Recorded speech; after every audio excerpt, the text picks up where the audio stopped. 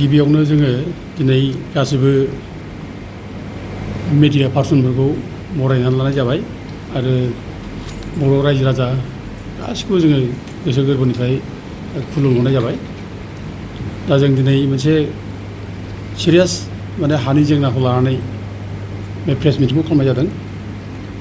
हानि जेंनायानो जाहैबाय जे बावैसो सिगांनिफ्रायनो जोंनि बिटिसिनि सरकारा फोसावबाय थादों जे बै मालगाव खाथियाव एपिडिसिएलनि इन्डास्ट्रि गायसननो थाखाय हा हगारगोन, गासै 900 बिगा हा। बे बाथ्राया अलरेडि फोसावबाय थानाय जाबाय। दा एपिडिसिएलनो बेयाव हा हगारगोन बाथ्राखौ लानानै जोङो गोबां सावरायबाय आरो जों बे मालगाव जायगायावबो जों थांनाय जाबाय, रायजो राजाफोर रायलायनाय जाबाय आरो हाखौ जों नायनाय जाबाय। दा मालगाव जायगायाव जि हाखौ होनो नागिरदों एपिडिसिएलनो, बे हाया खिन्थु ट्राइबेल बेल्ट ब्लकनि हा। बियो ट्राइबेल ब्लकनि आन्दाराव गोलैयो। आं नैबे लेखाखौ खोन्थानोसै। नैबे land administration in protected tribal belt and block, बे लेखा बे। दा बेयावनो रोखा रोखा दङ नैबेयाव नै बे बालाघाट नायगाव ट्राइबेल ब्लक। बेयो 5 जुलाइ 1984 बे नटिफाइ जानाय। बेयो 5 जुलाइ 1984 नटिफाइ जानाय बालागाव नायगाव ट्राइबेल ब्लक। दा बे ट्राइबेल ब्लकनि आन्दाराव बे एपिडिसिएलखौ गायसननो नागिरदों। दा अदेबानि जोङो दासिमबो नटिफिकेसनखौ मोननाय जायाखै। दा बिथांमोना अलरेडि एनाउन्स खालामबाय आरो बिटिसिनि चिफ मानगोनां हाग्रामा महिलारिया बिथाङा बुंबाय थादों जे बे एपिडिसिएलनो हा हगारनायखौ आगोलनि सरकार प्रमद बर'आनो बेखौ फोसावलांखादों। बेनो बेखौ सेलेक्ट खालामना गालांखादों, बे बाथ्राखौ बुंदों। दा जिहेथु हाया ट्राइबेल बेल्ट ब्लकनि आन्दाराव गोलैयो, ट्राइबेल ब्लकनि आन्दाराव गोलैयो, बेनिखायनो जोंनि बुंनांगौआ बेनो जे प्रमद बर'आ बे हायाव एपिडिसिएलनो जायगा होदोंब्लाबो बे भुल खालामदोंब्ला जोङो जुदि बेखौ रेक्टिफाइ खालामनांगौ दायथ'आ जोंनि।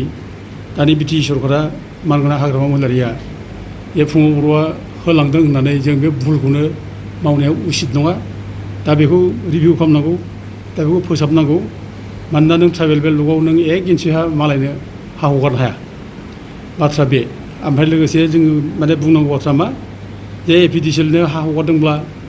बेजों जुदि जोंहा लाब जागोन बादि मोनदोंब्ला बिटिसिआ रायजो राजाफ्रा दा बेखौ ट्राइबेल बेल्ट ब्लक जायगायाव हगाराब्लानो दस्रा जायगायाव बानायहैयो। जोंहा बेवबो जेबो बुंनांगौ गैया,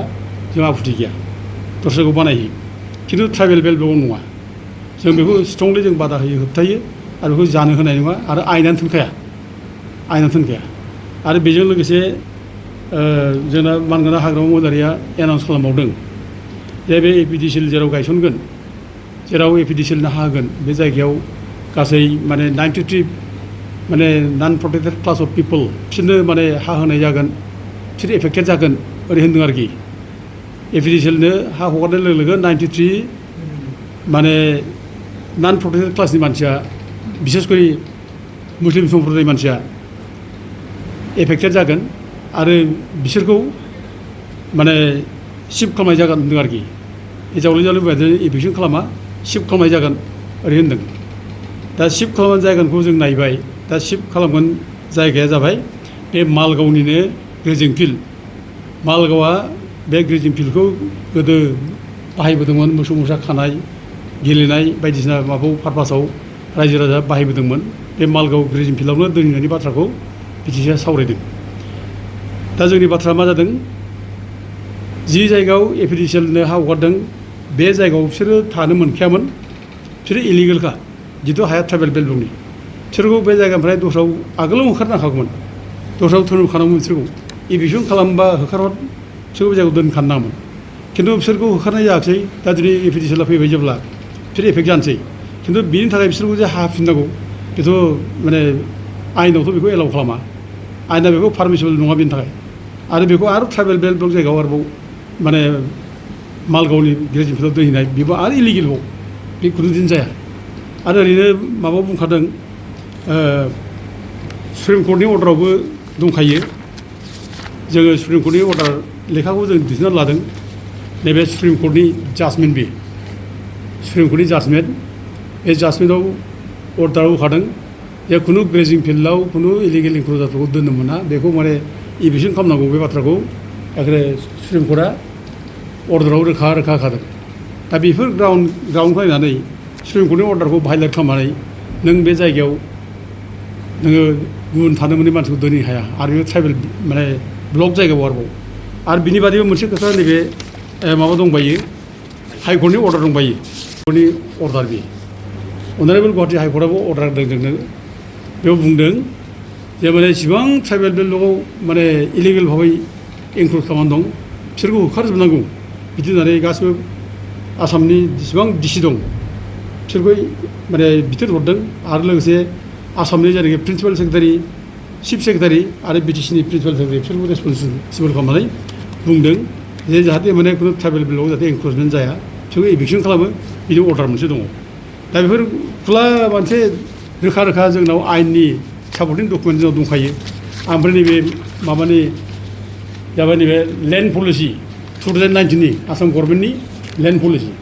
बे आसाम गभर्नमेन्टनि लेन्ड पलिसि 2019आव बेयावबो रोखा रोखा होदों जे ग्रेजिं फिल्डआव सोरबा जुदि इलिगेल भाबै हा लानाय दंब्ला आवग्रिनाय दंब्ला बिसोरखौ डिसिया बे एनक्ल'जमेन्टखौ रिमुभ खालामनांगौ होननाय बेयाव लिरनाय दं आरोखि दा अब्ला बिदि अर्डार थासेयावबो जोंनिया बिटिसि सरकारा बे मालगावनि ग्रेजिं फिल्डआव आरो बेबो ट्राइबेल बेल्ट ब्लकनि सिङाव बोरै दोनहैनो हायो बे गिदिर कुइसन बे आरो बेखौ दोनहैनो हाया आयेना बेखौ पारमिट खालामा दा गथे बे इलिगेल खामानिखौ सरकारा मावनो नाङा आरो बेखौ जुदि मावोब्ला आरो बेनो रायजो राजानि गेजेराव मोनसे खुद्रिनाय लाबोगोन रायजो राजानाव बोराबनाय लाबोगोन आरो बे बोराबनाय खुद्रिनायानो बे दानि सरकारखौ जेराव जों बयबो रायजो राजाफोरा सापर्ट खालामदों बे बिटिसि सरकार हाग्रामानि सरकारखौ बयबो गाज्रि मोननाय स्टार्ट जागोन गाज्रि मोनगोन आरो हयथ' बे खारननि थाखायनो हयथ' नेक्स्ट इलेक्सनाव फैब्ला हयथ' माने गोब्राब माने थासारिया फैगोन जों माने साननो हायो दा जों बेफोर गासैबो डकुमेन्टसखौ लानानै जों अलरेडि जोङो पेपार स्टेटमेन्ट होबाय गोबां पेपारावबो ओंखारलांबाय आसामनि गोबां मिडियाफोर इंलिस माने माबानि पेपार एसामिस पेपार बेफोराव ओंखारलांजोब्बाय आरो बिनि बादैबो जों दाखालि नै माबाखालि 8 जुलाइ खालि जों बिटिसिनि प्रिन्सिपाल सेक्रेटारिनाव जों फैबाय बेनाव हाबनानै जों एडिसनेल प्रिन्सिपाल सेक्रेटारिखौ जों लोगो हमदों आरो लोगोसे लेन्ड रेभिनिउ डिपार्टमेन्टनि सेक्रेटारि उइलबार्न दैमारि बिथांखौ जों लोगो हमदों दा बिथांमोननि लोगो हमनाय जों सहि गासिबो रिसिप्ट कपिखौ जों लाना फैजोबदों ओमफ्राय डिसिनियाव थांनानै जों डिसिनिफ्रायबो जों होनानै रिसिप्ट कपि जों लाना फैदों ओमफ्राय लोगोसे बिटिसिनि इएमखौ जों लोगो मोन्दों लोमस्राव दैमारि बिथांखौ जों लोगो मोनदों गासिबो डिटेल्स प्रब्लेमखौ जों बुंदों दा अफिसारफ्रा बयबो बुंदों जे बेथ' बिदिथ' दोननो हाया बेथ' बेल ब्लक जायगायाव बिदि खालामनो हाया इलिगेल जागोन आरो जों बुंखादों नोंथांमोना गाइड खालाम जुदि माने पलिटिकेल मेनफ्रा जुदि भुल खालामबायब्ला दा नोंसोरो अफिसारा गाइड खालामनांगौ दायथ' दं नोंसोर गाइड खालाम नोंसोरो 1 इन्सि हा नोंसोरो बे ट्राइबेल ब्लकनि हाखौ नों एपिडिसिएलाव होनो हाया आरो बे 1 इन्सि हा नोंसोर बे रिभिलेसननि थाखाय नोंसोरो हा हगारनो हाया जों बे बाथ्राखौ जों खुलायैनो जों बुंबोदों बेनिखायनो जों दिनैबो जों खावलायगोन जे बिटिसि सरकारा जाहाथे थाबैनो बे डिसिसनखौ रिभिउ खालामो बेखौ खावलायो ओमफ्राय लोगोसे जों दाखालि जे बिटिसिनिफ्राय एनाउन्स खालामनाय जों मोन्दों जे जायफ्रा माने एपिडिसिएलनि थाखाय एफेक्ट जाबाय दा बे एफेक्ट जानाय मानसिफोरनो फेमिलिफोरनो 2.5 लाख खरि होगोन बे बाथ्राखौ बुंनाय जादों दा जों खोनानानै खोब गोसोआव माने गाज्रि मोन्दों दुखु मोन्दों दा जायफ्रानोखि खुनु माबा गैया बिस्रा थानायनि राइट्स गैया दा बिसोरबायदि मानसिखौ साना हौवा जों 2.5 लाख होनो नागिरनाय बेफोर रायजो राजानि गोसोखौ आघात होयो दुखु खालामो दा बेफोरखौ जोङो साननाया मोजां रायजोफोरनि माबाफोरखौ जोङो बुजिनो सेस्था खालामनाया मोजां दा दिनै बेबायदि समाव आंनि माने बुंनांगौ बाथ्राया बेनो एफा क्रुसियेल बे सिद्धान्तखौ गिलुबालु सिद्धान्त बे नों ट्राइबेल माने बेल ब्लकखौ सिफायनानै बेयाव एपिडिसिएलनो हा हगारनाय बेबायदि देरसिन नों सिद्धान्त जानो हाया बे डेस्ट्राक्टिभ सिद्धान्त बे ओमफ्राय बेजों लोगोसे ट्राइबेल बेल्टनि माने ब्लकनि सिङावनो नोङो सोरबा माने गुबुन हारि मानसिखौ नोङो रिभिलेट खालामनाय बेनिफ्राय देरसिन नों माने गाज्रि एग्जाम्पल जानो हाया दा दिनै बेफोर डिसिसनखौ दिनै बिपि पार्टिया जयै सावरायना सावराया बाथ्राया दिनै कुइसन जायो आरोखि ज' सावरायना सावराया पार्टियावलाय पार्टि लेभेलाव बेखौ सावराया दा सावरायबाथ' ज' सावरायलायनानै बेखौ जों माबालायनो हायो रिभिउ खालामनो हायो दा बिदि जानो नाङा दा बिदि जायाब्लानो जोंना माने बि टि सि सिफनि मानब गिदिर हाग्रामा मैदेरा गाव हारसिं डिसिसन लायो नामा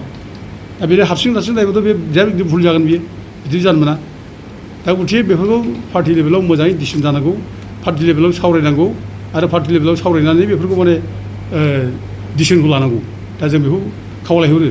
दा जों दिनै माखासे बि टि सिनि जायनाखि स्टेटमेन्टफोर दा जों बेखौ नुब्ला नायब्ला जों नुयो एसे बि टि सिआव एसे डिसिप्लिना एसे माने ब्रेक जानाय जों नुयो आरोखि डिसिप्लिनखौ एसे बायनाय बायदि जों नुयो आरोखि दाखालि मोनसे स्टेटमेन्ट होबाय इउटिनि सासे रेसपन्सिबोल मानसि बे बुंबाय जे टेटनि माने जेसेबां माने एग्जाम होनाय पास जानाय साख्रिखौ बिसोर थाबैनो खैदिननि गेजेराव होजोबसिगोन ओरैनो बुंबाय आरोखि दा रायजोफ्रा खुसि बयबो होनबाथ' मोजाङानो दा नै दा बिनि उनाव सप्ता खनसे उनाव आरो जोंहा माने बि टि सिनि मानगोनां EM रबिराम नार्जारिया होनबाय दा टेटनि जायनाखि माने टेट एग्जामाव पास जानाय बिसोरनो जों दानो साख्रि होनो हाया होनना बुंबाय दाना बे हाइकर्टनि माने माबा दं डाइरेक्सन दं केस दं हाइकर्ट केस दं सुप्रिम कर्ट केस दं ओरै होनबाय आरोखि दा बे रोखोम जुदि माने माबा दङब्ला अब्ला जोंनालाय बोरैथो माने सासे इउथ्सनि लिडारा बेखौ रिन्जय बर' होदों आरोखि दा इउथ्सनि लिडारा मारै बिदि बुंनो हाखो बेथ'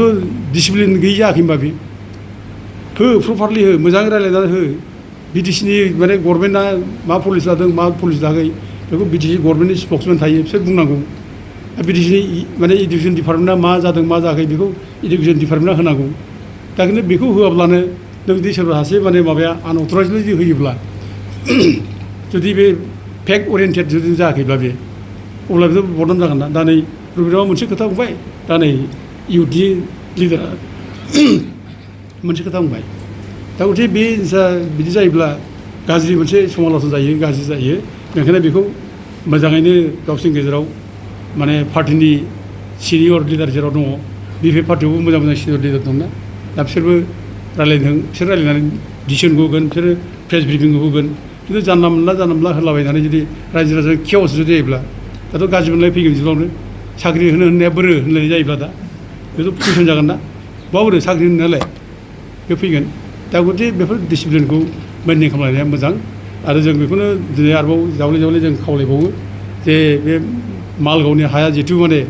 खोब माने सेन्सिटिभ हा बियो आरो जों बेखौ खुनुदिन जों जिबनाव माने थैजासे रायजाखोमानाय थैनायनि उनाव रायजालायनाय जुग मोनसे रेकर्ड जों बिदि गाज्रि रेकर्ड खालामनो नाङा आरोखि रायखोमा जागोन बेनि थाखाय जुग बिजनियाव बिष्णुराम बेदि जेराव माने हा होलांदों ट्राइबेल बेल्ट बेखौ रिजार्भ खालामनानै बेसेबांबा गुवार हा रिफिउजिबो होलांदों दिनै बेखौ बर' फिसाफ्रा रायो ट्राइबेलफ्रा रायो बेनो जोलै हांगारा बे बिष्णुराम मेधियानो बिदि बुंदों आरोखि दा गथिखे बिष्णुपुर कलेजनि बे जायगा दिनै बिराद गिदिर रेकर्ड बे बर' हारिजों रायजानाय सोंखार जानाय दा बेबायदि सेम रेकर्डआ जाहाथे जोंनाव जाया आरोखि मालगाव बिदि हायोब्ला बिदि रेकर्ड जाबावगोन रायजागोन बुंजागोन ओइ बि टि सि सरकार उमुखनि समाव बि टि सि सरकारा हा होलांबाय सोंखारि जागोन बेबायदि सोंखारि जानायखौ जाहाथे खामानिखौ मावा दा दिनै जोंनाव ओरैनो बिखा खामथावथाव जालांजोब्बाय दिनै जोंनि हाखौ जों प्रटेक्ट खालामनो हायाखिसै गोबां जायगायाव दिनै थाखिमारि गामिया बर' गामि दरसे गामि बिसोर गारनानै फैजोब्बाय गैलिया नायो दा बि टि सिआ दिनै गुलुंजों जागासिनो दं आसाम गभर्नमेन्टआ बि टि सिखौ बोरै गोदना सेबनानै नाख्रेबनो बे सानगासिनो दं दा दिनै बि टि सिआव माने गार्जेन मिनिस्टार दिनै हरबाय रावबो बुङाखै खिन्थु जों गोसो दुखु मोननानै दंगासिनो दं गार्जेन मन्थ्रि आसामनि गार्जेन मन्थ्रि बोरै थाफैनांगौ बि टि सिआवलाय बि टि सिखौथ' बि टि सिनि EMफ्रानो सालायनांगौना आरो 6 नं एरियायाव आसामनि खुनु मन्थ्रिया खामानि गैया बेयाव गार्जेन मन्थ्रि फैयोमोना डिसिफ्रा खामानि होआ बेयाव बि टि सि सालायो दा खिन्थु दिनै बि टि सिआव गार्जेन मन्थ्रि हरनानै दिनै बि टि सिनि EMफोरनि पावारखौ दिनै हस्ताय खालामनाय जों नुदों आरोखि EMफोरनि पावार बि टि सि पावारखौ दिनै नाख्रेबनो नागिरनाय प्रमद बर'नि समाव बिदि जादोंमोन आरो सेम माने पलिसिखौ दिनै हाग्रामानि समावबो खालामनो हादों बेनिखायनो साबधान जाहाथे BPFआ दानि माबाफ्रा पार्टि लेभेलावबो सावरायो मोजाङै गुवारै डिसिसन लायो जों बेखौ दिनै माने खावलायहरनाय जायो। आरो नै मोनसे उदाहरन आं होबावना दोनै बावैसो गभर्नमेन्ट अफ आसामनिफ्राय health and family welfare department Dispur नै बेनिफ्राय हरदों डिस्ट्रिक्ट ओमफ्राय मोनसे जाबाय नैबे माबानिफ्राय office of the director health service Assam हेंग्राबारि गुवाहाटि बेनिफ्राय लेटार फैदों। बे लेटारनि गेजेरजों बिटिसिनि ग्रेड 3 ग्रेड 4नि जायनाखि माबाफोर बिनि एपइन्टमेन्ट पस्टिं बे गासैबो ट्रेन्सफार बिटिसि खालामो। दिनै आसाम गभर्नमेन्टआ खालामजेनबाय नै आसाम गभर्नमेन्टआ खालामजेनबाय। दा आसाम गभर्नमेन्टआ खालामनो हाया बे बिटिसिनि बाथ्रा बे बिटिसिआसो बेखौ खालामगोन सोरखौ सोर अबाव ट्रेन्सफार खालामगोन सोरखौ अबाव हरगोन अबाव हरा बेखौ बिटिसि खालामगोन। दा बेनो बे माने आसाम गभर्नमेन्टआ बिटिसिखौ जे दिनै गोदना सेरनो हादों बिटिसिखौ गावसोरनि आखायाव लांनो हादों दा बेनो मोनफा मोनफा खारन होननानै जों बुंनो हायो। खारना बे आरोखि बे माने दस्रा जेबो गैया। जाहाथे बिटिसिआ आसाम गभर्नमेन्टनि सिङावनो थायो आसाम गभर्नमेन्टआ जाहाथे बिटिसिखौ गोसोबादि सालाय हायो दा बेनो खारन जागोन आरोखि बेफोर आरोखि। बेखायनो दिनै बिटिसिनि खुंगिरिफोर आरो बिपि पार्टिनि मावथिफ्रा ज' जालायनांगौ क्रिटिकेल डिसकासन जालायनांगौ। बे हारसिं हारसिं एनाउन्स होनाय हारसिंनो बुंलांनाय बेखौ गारनांगौ। रायलाय दा रायखोमालायबाय थानाय जों खोनाबाय थायो जे जोंना चिफ सारा जोंनि रायलाया चिफ सारा माने हारसिं हारसिं डिसिसन लायो हारसिं हारसिं माने एनाउन्स खालामो बे बाथ्राखौ दिनै पार्टि मानसिया बुंबाय थायो जोंनि सायाव खोनाहोयो। दा बिदि मानो रायलायबाय थानोबालाय नोंसोर टेबोलाव रायलाय डिसिसन ला। बे लस जायोब्ला बे माने माबा जायोब्ला प्रब्लेम जायोब्ला बे प्रब्लेमा चिफ हारसिंनि प्रब्लेम नङा बे बर' जाथिनि प्रब्लेम बे बिदि सिक्सुवेलनि प्रब्लेम बे बेखायनो जाहाथे बयबो ज' सावरायनानै डिसिसन लायो आं बेखौनो खावलायहरो। दा डेम'क्रेटिक माने प्रटेस्ट बेनिफ्राय देरसिन प्रटेस्ट जेबो गैया डेम'क्रेटिक कान्ट्रियाव। दा डेम'क्रेटिक प्रटेस्ट बेखौ जुदि खोमा होआब्ला गोसो होआब्ला मोनसे उदाहरन दं जोंहा असेमोन जों माने बै माबायाव फाग्लिजराव पर्बतजरानि फाग्लिजराव बे एपिडिसिएलनो हा हगारनानै नागिरनो थाखायनो बर' फिसाफोरा बयबो जावरिखांदों फाग्ला फाग्लि जाजोबदों बे समाव बयबो हासिबलायलाय ओंखारदों थैनो गियाखै बिखुङाव फिसा गोरलै गोरलै बानायबो ओंखारदों। दा बेबायदि सिटुवेसना फैबावोब्ला मा जागोन बेखौ जोंहा बिटिसि सरकारा बुजिनाया मोजां। आरो बे फाग्लिजराव जेरोखोम माने सिटुवेसन जादों बे सिटुवेसन जानायनि थाखायनो दिनै बुंनो थाङोब्ला हासिबलायलाय जावरिखांनाय एखेबारे रोनसोन्द्रि जाखांनाय थैनो रावखौबो गियाखै पुलिस मिलिटारिखौ गियाखै पुलिस मिलिटारि जुजिदों बेबायदि धौ रायजो राजा बयबो बुजिदों नुजोबदों सारा बिटिसिनि सारा बुहुमनि रायजो राजा गासिबो नुजोबदों। दा दिनै बे दायनि थाखाय दिनै प्रमद बर'आ दिनै गारदि गारनानै खारनांगौ जाबाय। प्रमद बर' जेनबाय प्रमद बर'नि माने पावाराव फैयैनि खारनाव बेबो मोनसे खारन गिदिर खारन मेजर खारन बे। आरो थद्रुब दाबो जुदि जोंनि माने बे शिक्षाखौ लानो रोङाब्ला दानि सरकाराबो बिदि भुलखौनो मावनो नागिरब्ला गाबोन मालगावआवबो बिदि जे जाया बेखौ बुंनो हानाय नङा। आरो मालगावआव देरसिन जागोन जों बेखौ बुंनो हायो। मानोना बे सेन्टिमेन्टआ बयबो बर' फिसानि गेजेराव गोसारगोन बयबो बर' फिसा अननाय जाबायनाय जावरिखांगोन बयबो आवाज होगोन बयबो सापर्ट खालामगोन। बेखायनो जों खावलायो गुरैयै बे माने मालगावनि हाखौ जाहाथे अननाय भाबै मालायनो होआ जों गुरै खावलायफिनदों। आरो लोगोसे मोनसे खोथा आं बुंबावनो लुबैदों होनब्ला थाखिबारि गामिमोन बे गारनानै दा गैलिया बर' गामिया बेयाव गैलिया जोब्बाय। आरो बे 2014आवबो गसाइगाव बे मा श्रीरामपुर ओरैथिं आरोखि गसाइगाव संकस दैसिरथिं बर' गामि दंमोन 7था बर' गामि 2014आव बे सावथाल बर'नि जेरैखि दावराव जानाय दा बे समाव बर'फ्रा न' बां गारना खारदों 7था गामि बे माजा दाब्रि सुखान मावनाय सिलगाग्रि सामथाइबारि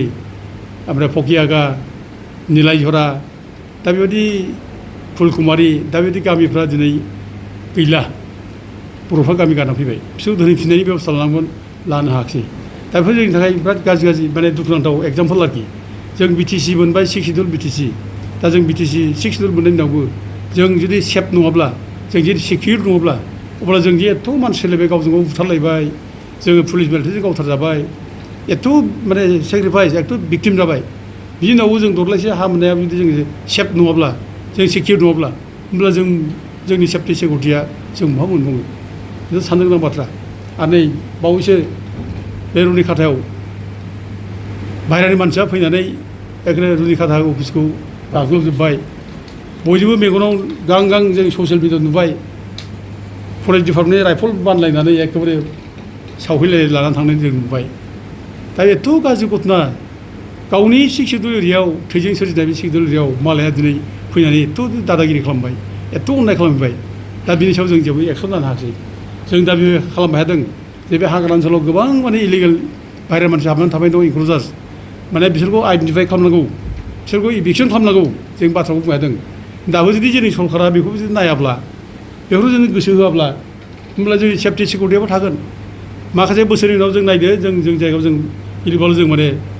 माने मालायनि आथिं सिङाव जों थानो गोनां जागोन गियै जों गङै थाबायनो गोनां जागोन दानो जोङो नाहा थांनो हाला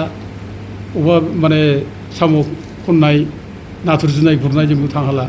दा बे अबस्था दा मालगावनि रायजोफ्रा बेखौ बुंदों जोंनि जायगायाव बिदि माने ना गुरनो हानाय जोंनाव पजिसन गैलिया माने मोसौ मासे जों खानो हाला मोसौ मासे जों मोजां मोसौखौ लानानै थाङो बोरमा दाउ गोमायो जोंहा बेबायदि परिबेस फैबाय बेनिखायनो जों दिनै बिटिसि सरकारखौ जों खावलायो गुरैयै बिथांमोना जाहाथे बे मालगावनि माने हाखौ जाहाथे माने एपिडिसिएल हगारा दस्रायाव हो माने ट्राइबेल नङि जायगायाव ओमफ्राय बे माने मालगावनि बे रिजिन माने फिल्डआव रेजिं फिल्डआव जायनाखि मानसि दोनफैनो जादों बेखौ जाहाथे दोना बेनि थाखाय जों खावलायो आरो जोङो बुंनाय जायो बे दुखु दाहानि समाव निदान खैफोदनि समाव रायजो राजाफ्रा जेब्ला खैफोद जायो जों अरायबो गसंथागोन जों अरायबो जों बिसोरो लोगो लाफागोन जों अरायबो फिन जानानै जों बाथ्रा बुंगोन दा जों रायजो राजाखौ जों बे बाथ्राखौनो जों बुंनाय जायो आरो जों बावैसोनि बे जायगायाव आरोबाव थांबावगोन जों दा जोबनायाव जों आरोबाव बिटिसिनि खुंगिरि बिथांमोनखौ जों खावलायो जाहाथे बिथांमोना बे जायनाखि एपिडिसिएल होनाय डिसिसन बेखौ रिभिउ खालामो आं बेखौ खावलायबावनाय जाबाय गोजोन्थों